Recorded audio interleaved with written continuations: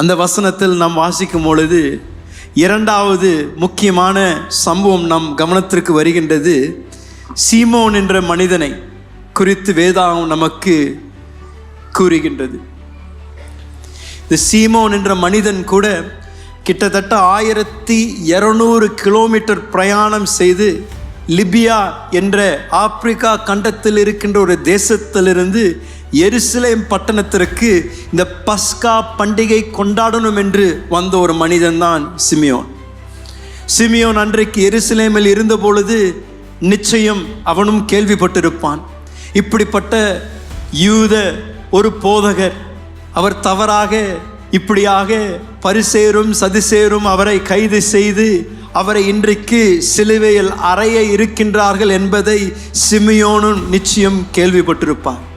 என்ன இதிலிருந்து கட்டாயம் நாம் என்ன நிர்ணயிக்கலாம் என்றால், சிமியோன் அன்றைக்கு ஒரு நோக்கத்தோடு கூட தான் அந்த எருசலேமின் வீதிகளில் அவன் நின்று கொண்டிருந்த ஒரு மனிதனாக இருந்தான்.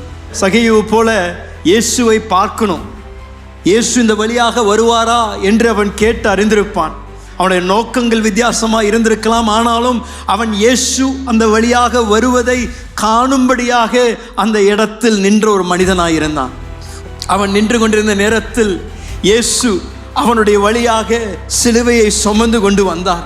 இயேசு அந்த சிலுவையை சுமந்து கொண்டு வரும் பொழுது, சிமியோன் அருகே இயேசு வந்த பொழுது, அவர் 39 முறை வாரினால் அடிக்கப்பட்ட இயேசு மிக பலவீனமாக மனித ரூபத்தை இழந்து அந்த இடத்தில் இயேசு அந்த சிலுவையை சுமக்க முடியாமல் அந்த இடத்தில் தடுமாறின பொழுது, அந்த ரோம போர் சேவன் இயேசுவை கொல்கதா மலைக்கு கொண்டு போக பொறுப்பாக இருந்த ரோம போர் சேவன் இயேசு இந்த சிலுவையை சுமக்க முடியாமல் தடுமாறுவதை பார்த்து, அவன் கட்டாயம் இயேசுவினால் அந்த கொல்கதா மலைக்கு இந்த சிலுவையை சுமக்க முடியாது என்று உடனடியாக அங்கே இருந்த ஜனங்கள் மத்தியில் யாராவது ஒருவனை இந்த சிலுவையை சுமக்கும்படியாக அவன் தேடினான்.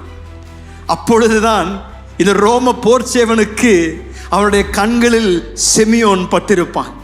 உடனடியாக சிமியோனை காமித்து கரம் நீட்டி இங்கே வா என்று கூப்பிட்டு சிமியோன் இடத்தில் சொல்லியிருப்பான், நீ இந்த சிலுவையை இப்பொழுது சுமக்க ஆரம்பி என்று சொல்லியிருப்பான். சிமியோன் வேடிக்கை பார்க்க வந்திருந்தான். எல்லாரோடு கூட சேர்ந்து, ஜனத்தோடு கூட சேர்ந்து இந்த இயேசுவுக்கு என்ன கதி வரும் என்று பார்க்க வந்த மனிதன். அவன் எந்த விதத்திலும் விருப்பத்தினாலேயோ அல்ல, அவன் எந்த விதத்திலும் இயேசுவுக்கு உதவி செய்யணும் என்று முன் வந்த மனிதன் அல்லங்க. அவன் எந்த விதத்திலும் கையை உயர்த்தி ரோம போர் சேவரிடத்தில், ஐயா நான் உதவி செய்ய விரும்புகிறேன் என்று கேட்கல. இயேசு பாடுபடுவதை பார்த்து விட்டு, ஐயோ நான் ஏதோ ஒன்று செய்யணும் என்று முன் வந்த மனிதன் அல்ல. அவன் சும்மா நின்று வேடிக்கை பார்த்து கொண்டிருந்தான். அந்த மனிதனை ரோம போர் சேவன் இங்கே வா என்று சொன்ன பொழுது, எந்த ஒரு மனிதனும் ரோம போர் சேவன் செய் என்று சொன்னால் அது மறுப்பு தெரிவிக்க முடியாது. உடனடியாக கட்டாயத்தினாலும் நிபந்தனையினாலும் இந்த சிமியோன் என்ற மனிதன் இயேசுவின் சிலுவையை சுமந்து, இயேசு அவனுக்கு முன்பதாக நடக்கின்றார், இவன் இயேசுவுக்கு பின்பதாக சிலுவையை சுமந்து கொண்டு எருசலேமின் வீதியில் நடக்க ஆரம்பிக்கின்றான். என்ன ஒரு படக்காட்சிங்க!